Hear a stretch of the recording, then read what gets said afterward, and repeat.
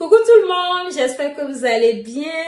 Il y a eu un communiqué de presse à Toronto ce 3 juin passé que les aides familiaux peuvent maintenant immigrer au Canada en étant résidents permanents directement. Ça veut dire que dès que vous arrivez à l'aéroport, on vous donne la résidence permanente directement. Alors, les aides familiaux sont ce que nous on appelle communément les aides soignants.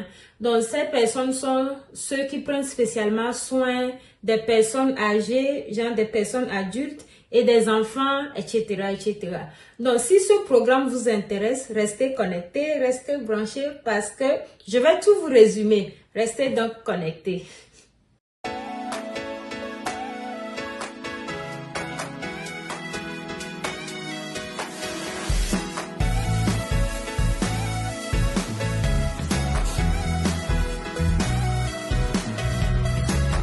Bonjour à vous, bienvenue sur la chaîne YouTube et si vous tombez pour la première fois sur ma vidéo, bienvenue dans la team. Alors, vous savez ce qui s'est passé aujourd'hui?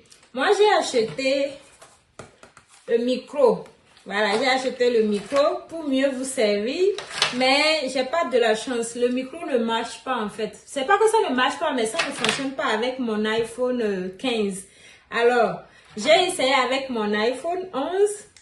Et voilà, ça passe très bien. Mais ça ne passe pas avec l'iPhone 15.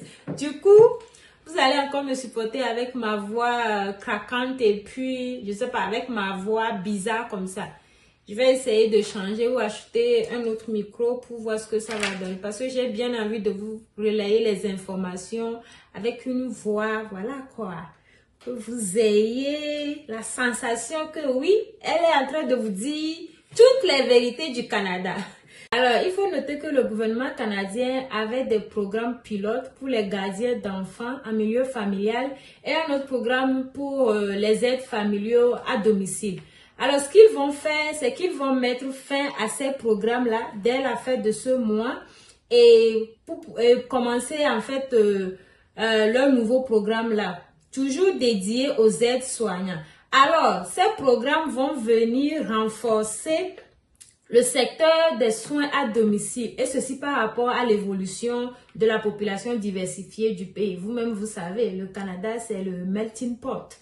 Alors, ces programmes vont permettre aux aides familiaux d'avoir la résidence permanente dès qu'ils arrivent ici au Canada. Ça veut dire que si tu es ou si tu fais partie de cette catégorie-là, si tu fais partie des aides familiaux, ce que nous on appelle communément les aides soignants. Dès que vous arrivez sur le sol canadien, dès que vous descendez de l'avion à l'aéroport, on vous donne la résidence permanente.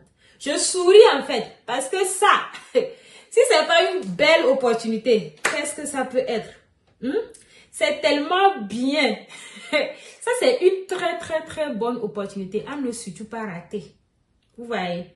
Il faut aussi noter que ces programmes-là, les nouveaux programmes qui sont en train de mettre en place là, vont permettre au gouvernement canadien de donner la résidence permanente à plus de 10 000 personnes ou pratiquement 15 000 personnes, je crois, à pratiquement 15 000 personnes de 2024 à 2026, contrairement à 5 000 personnes avant. Vous voyez, donc ils ont ajusté les choses. Maintenant, ils vont donner la résidence permanente à pratiquement 15 000 personnes de 2024 à 2026. Ça veut dire que vous avez, disons, pratiquement 2 ans et demi. Donc, c'est largement suffisant pour monter votre dossier. Maintenant, si par hasard, vous n'avez aucune notion de ce que c'est que la résidence permanente, en gros, c'est que vous devenez un Canadien ou vous devenez Canadien, vous avez les mêmes droits, les mêmes avantages et tous les mêmes services qu'un Canadien, sauf le droit de vote. On n'a rien à foutre avec ça, ou bien. Sauf le droit de vote. Donc voilà, vous avez tout sauf le droit de vote. Par exemple, moi j'étais étudiante internationale. Alors, si par exemple, vous voulez suivre une autre formation à part votre expérience que vous avez là, et vous voulez suivre une autre formation. Si par exemple, moi en tant qu'étudiante internationale, pour la même formation, je payais par exemple, disons que je payais 9 000 ou 10 000 $. Vous, en tant que résident ou résidente permanente, vous allez payer que 2 000, genre 3 fois ou 4 fois moins cher que ce que nous on paie. Donc, ça fait seulement que vous allez vous retrouver à payer 2. Parce que je connais des gens ici qui paient seulement 2000 ou 1500 dollars quand nous on payait 9000, 10 000 dollars. Vous voyez, non? Donc, ça, ce sont les avantages d'avoir la carte là, la résidence permanente. Donc, imaginez, vous avez la résidence permanente dès votre arrivée ici au Canada. Ah, c'est trop bien. Actuellement, je me demande même pourquoi est-ce que moi-même, je suis pas dans ce lot-là. Pourquoi est-ce que, genre, moi-même, je ne peux pas faire ça. Mais bon, les choses de la vie, non. Qu'est-ce qu'on peut faire? Alors, passons directement aux critères d'admissibilité, à ce nouveau programme ou au nouveau programme qu'ils vont instaurer. Ce qui me choque même dans ces programmes, ce qui me choque dans les critères, c'est que tout paraît tellement facile que moi-même je me demande, mais je ne devrais pas faire ça. Pourquoi j'avais même pas pensé à avoir une expérience dans ce domaine-là? Parce que là, c'est une opportunité qu'on nous donne. Tu prends comme ça, tu dis que toi seulement, je ne vais pas te louper. Parce que imaginez-vous, moi j'étais étudiante. Je viens à peine de finir mes études. Et où je suis sous permis de travail. Je n'ai même pas encore la résidence permanente.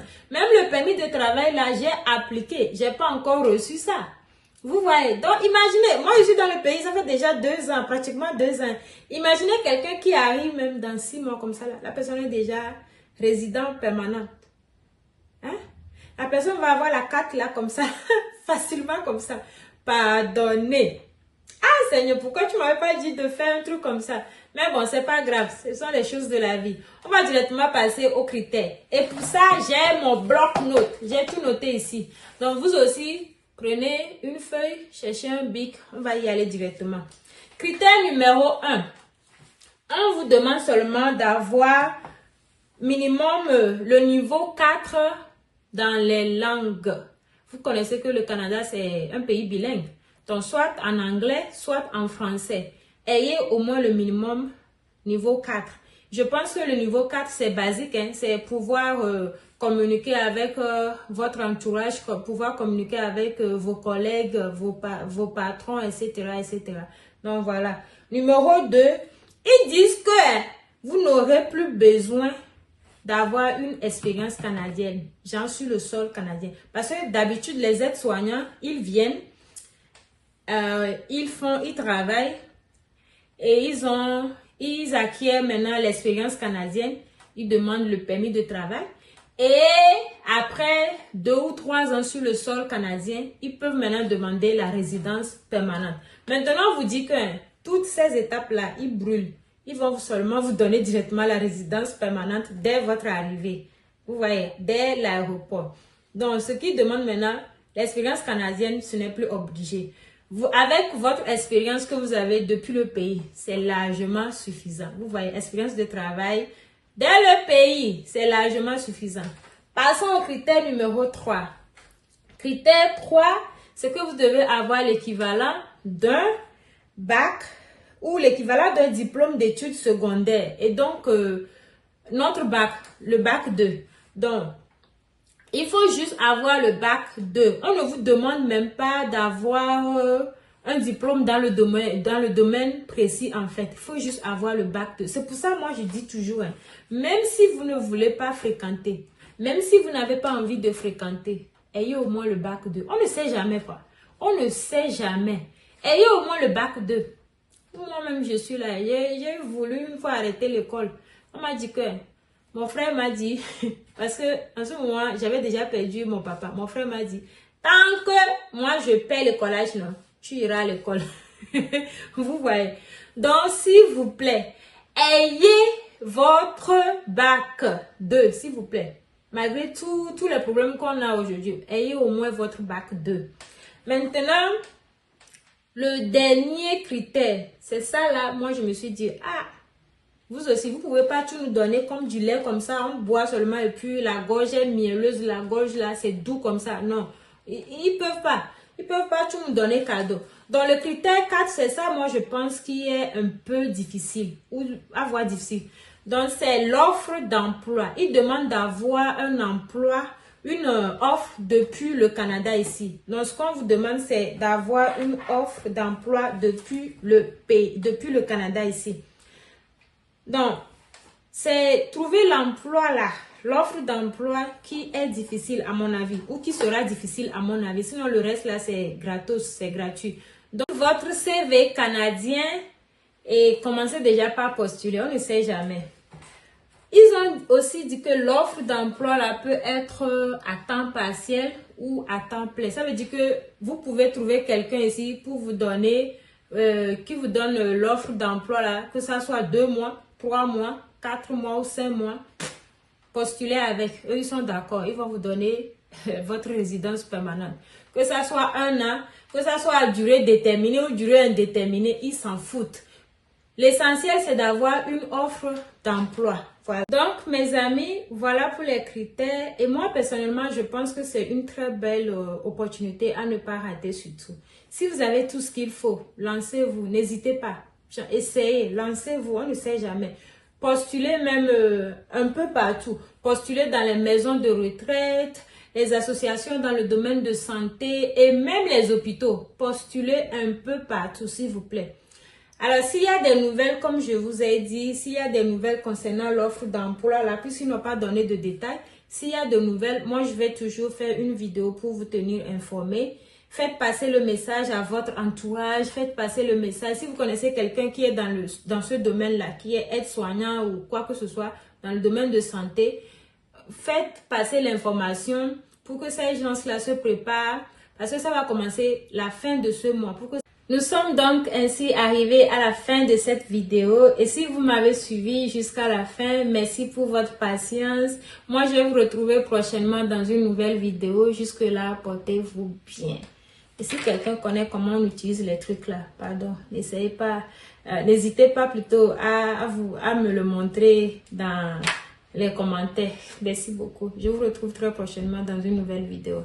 Bye.